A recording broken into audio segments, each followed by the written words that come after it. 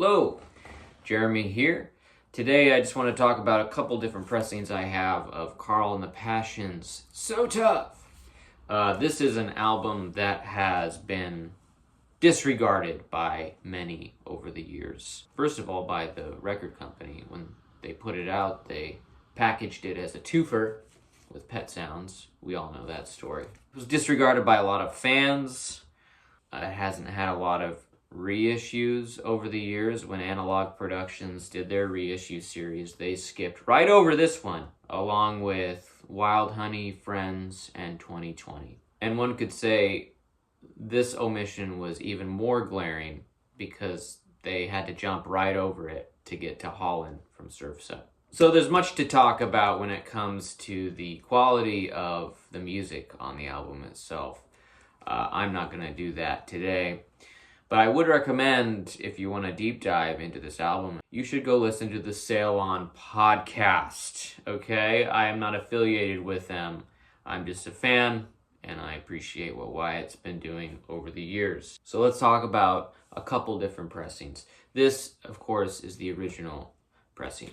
And it's got the gatefold with the band. There's Blondie, there's Ricky, newly added. This sounds really, really nice. This is probably the best version of the album that you can get. It's a little bit soft, it's a little bit muddy, and it sounds very much of its time. Steve Moffat engineered this one, and you definitely get a different sound, a different feeling than what Steve Desper was doing on the previous albums. Some people consider Steve Moffat's work to be a little gooey, a little messy. I've heard some people describe it as if there's a blanket being thrown over the speakers. I get what people are saying, but it's not horrible by any means. It's got really good low end on it, it's got really good punch, and it's really, really warm. So definitely check out this pressing. Another reason to chase this one down is because it's got Pet Sounds bundled in with it. Most days I would say this is probably my favorite version of Pet Sounds. And there are some out there who say, no, this can't be your favorite version of Pet Sounds.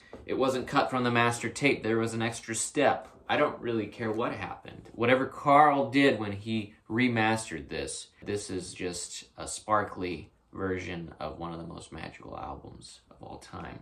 You may just want this and get this anyways. And maybe you might come to appreciate this album a little bit more. So here's the 2015 pressing.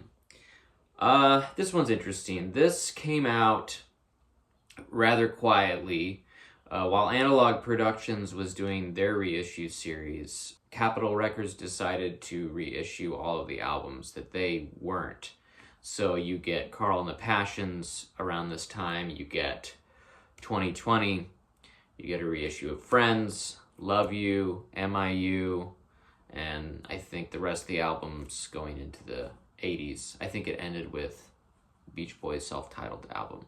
Anyways, they were released in Europe and in the US. I think a lot of them were in the Back to Black series in Europe. I ended up getting a lot of these reissues just because I wanted to see how they sounded. And basically what I came to find was all the ones that were pressed in the US sounded terrible and had a lot of pressing issues, a lot of non-fill. And the ones pressed in Europe sounded better, but still pretty lifeless and flat. And that's what you get with this 2015 reissue of the album.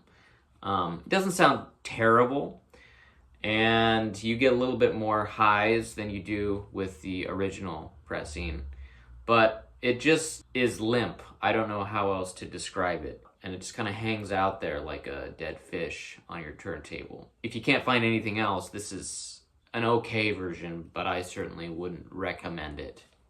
And lastly, I just wanted to talk about the 2022 pressing that came out with the Sail On Sailor box set.